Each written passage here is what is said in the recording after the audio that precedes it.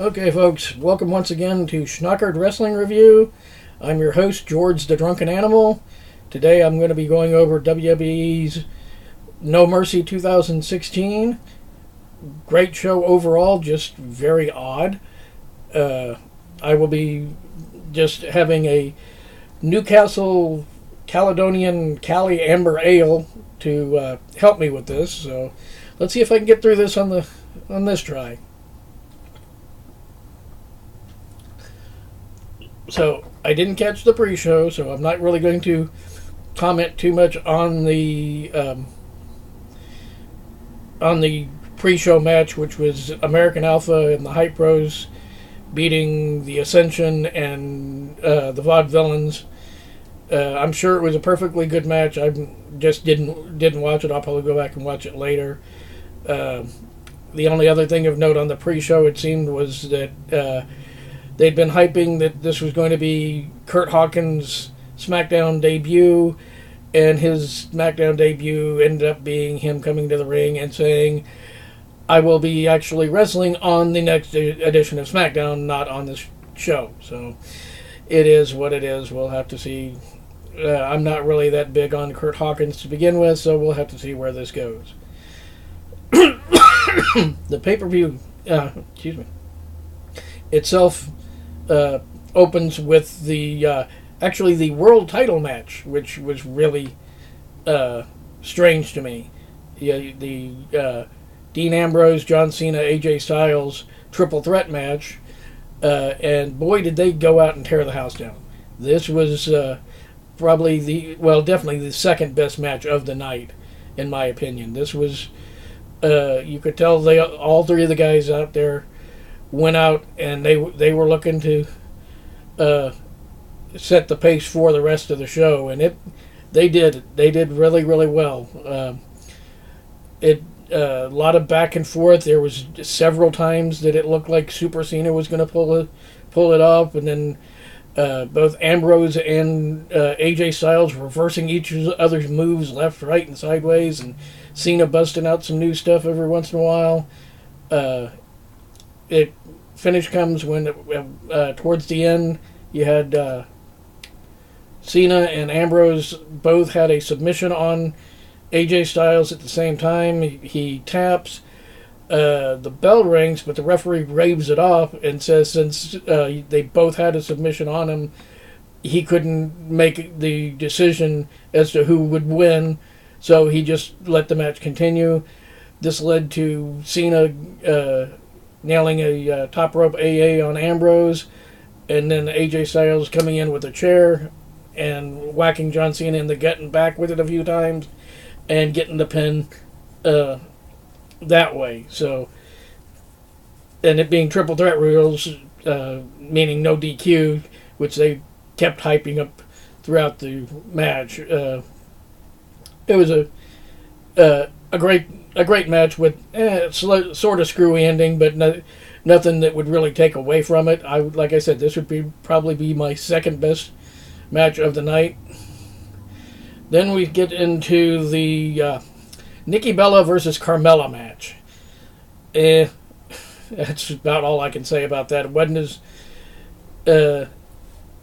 they had to follow that huge title match, so you knew the crowd was going to be kind of dead for it, and I don't really think Carmella and Nikki have that much of a chemistry, to be quite honest with you. The only thing I didn't like about the match was Carmella had built up her code of silence submission move so great that anytime she gets it on somebody, they tap out. Well, not only did Nikki Bella manage to get a rope break, she actually broke out of the move itself at one point. So, not a big fan of that. They could have gone some other route, just not had her get that move on her at all. But eventually, Nikki does nail her TKO move, which I guess she's calling the Rack Attack 2.0. And she gets the pin on Carmella. It was what it was. Then the next match was the tag team title match. I'm kind of digging the Usos' new heel music and entrance. This was the first time I've ever actually seen their new entrance and stuff. It's really subdued. The darker, more heelish music. They come out in just like street clothes, one wearing a t-shirt, the other one not, so you can, I guess, tell them apart. No more of their war dance or anything like that. They no acknowledging the crowd. I really like that in them. They really are trying to get themselves legitimate heel heat, and are doing a good job of it. And then out come the champs Slater and Rhino, who I guess they're calling Beauty and the Man Beast. I don't know. It's WWE, folks. Whatever. If I had to choose prior to this match who I thought would have won, I would have went with the Usos. I really think they needed to finally establish themselves as a legitimate heel team. They need to win the titles, but I don't know where they're going with Slater and Rhino here. So it's really odd the way this is another one of those matches that serviceable. It was pretty good. I mean, Rhino getting the hot tag at the end and cleaning house and just goring the shit out of one of the Usos and getting the win there really shocked me. But like I said, I don't know where they're going with Slater and Rhino. So they're eventually gonna have to drop it to either the Usos or some other heel team, just so they can hopefully get American Alpha back up into contention and have the blow off to the Usos American Alpha feud. So then after that we had the worst match of the night. Well, it wasn't a bad match. It was Baron Corbin match. So Baron Corbin versus Jack Swagger. I guess this came from where Swagger supposedly got a tainted victory on SmackDown, where he had him in the Patriot Lock, and Corbin was trying to reach for the ropes, and the ref mistook that for him tapping out to the Patriot Lock or some BS like that. So the best thing I can say about it, it was a short match. It didn't last very long. Your typical Swagger big man Corbin match, with Corbin eventually distracting the ref, hitting a thumb to the eye on Swagger, and then nailing the end of days and getting the win. It was what it was. Then we have the match of the night. Quite possibly, it's definitely a match of the year contender. This match, I didn't have high hopes for it, but it was Dolph Ziggler versus The Miz for the Intercontinental title, and if Dolph Ziggler lost, he was going to have to retire from WWE, leave WWE permanently. That was the whole story of the match, that he was going to he had to win or he would be gone. So it was a really, really good, solid back and forth. They threw every single thing they could at Ziggler, building him up the most babyface heat that you could imagine possible. They had Maurice spray the perfume in the eyes. They had Miz undo a turnbuckle and slamming into it. They even had two members of the Spirit Squad come out and try to distract him. And Ziggler just kept fighting back and fighting back and fighting back. Every time you thought there were so many near falls that you never could tell exactly who was going to win. And then as the ref is throwing Maurice and the Spirit Squad out, that distracts Miz long enough for Ziggler to nail the super kick on him and get the win and the Intercontinental title. Now, hopefully, they don't drop the ball with him again. I don't want to see him turn around and lose this Intercontinental title again on SmackDown right away. If they do that, all of this shit was for nothing. I want to see them finally get behind Ziggler, give him a good solid run with this Intercontinental title. Let him break Miz's 188 days at least. So, and have him putting on matches that he's capable of. He even brought up on the Talkin' Smack show immediately following the show that he thought that him and The Miz should have been the main event, but he could see why. But they said that he's going to be able to renegotiate his contract, and one of the things Ziggler said was that he wants, if it looks like he's going to be able to have a great show-stealing match, he wants that to be the main event at least once in a while. He doesn't want it. He wants to get the Intercontinental title up and himself up to being main event worthy, which I hope they do. I don't have faith that they will. I really don't, because they always manage to screw up Ziggler no matter what. So we'll have to see where that goes from there. Then after that, they had to have it was supposed to be Alexa Bliss versus Becky Lynch for the women's title, the SmackDown women's title. They announced at the beginning that, how did they put it, due to an injury unrelated to in-ring activity or some BS like that, that Becky Lynch would not be able to defend her title tonight, but that Alexa would get her one-on-one title shot down the road, but she was going to end up facing a mystery opponent.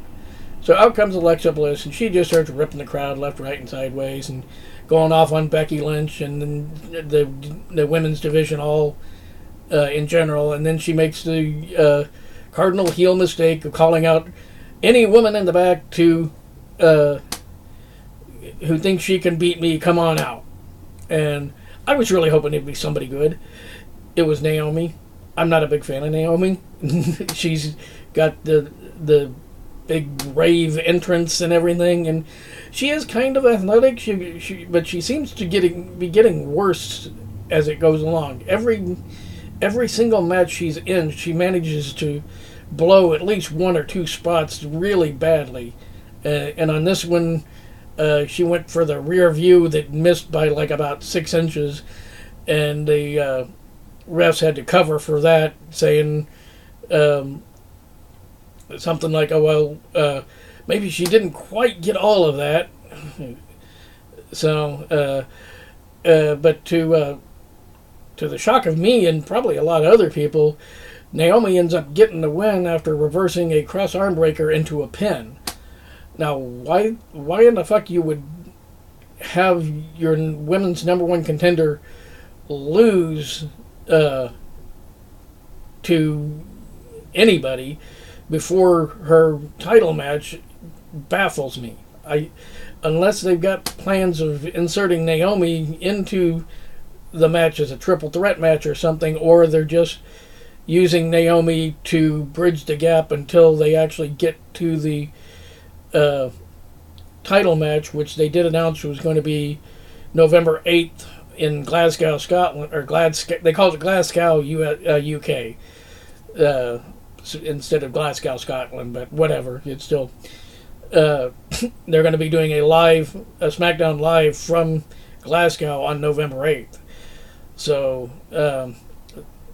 we'll have to see how that plays out. So I'm guessing, like I said, they'll probably have a couple of matches between Alexa and Naomi to solidify Alexa as the true number one contender or something, and then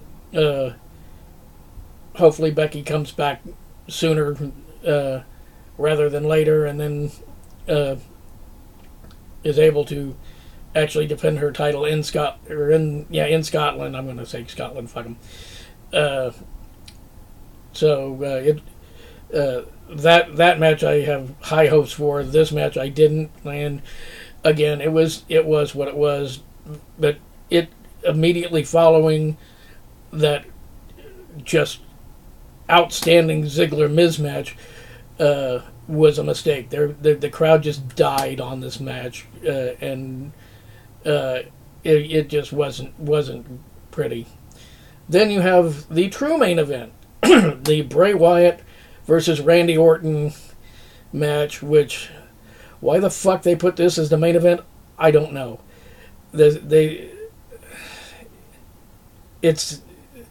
was probably one of the worst matches I've seen. Well, not really the worst match I've seen. Just, it was really dull, slow, a lot of kick, punch, brawling. Nothing really spectacular.